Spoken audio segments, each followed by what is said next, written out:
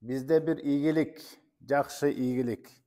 Мына ушуну ийгилик жетишкендик деп айтсак болот.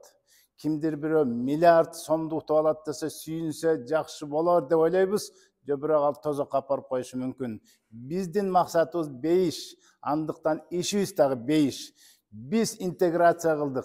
Биз муктаждарга, ооругандарга, ден соолугуна кам көрүп жардам беребиз. Ошонун ичинен эң басыктуу орундагы турган биздин жин менен киришкен рокыйлар. Мындайча айтканда, жинологдор. Мынакей жинди чыгарып отуруп банка салып киргизип койгон адамдар ушулар.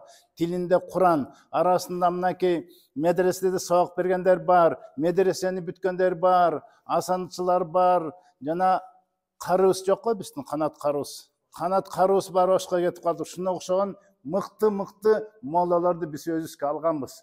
Bizde sizlerden mollalar ayırması emne degenge men жооп берем. Биздин моллалар эң мыкты илимдүү, биздин моллалар эң мыкты үндүү, тажвидти жана бардыгын жакшы билген, кыраатын да билген, жана өзгөчө мынакей бизге бүгүнкү ийгиликке дагы бир алып келген сүйүн биздин рокуйубуз келсин.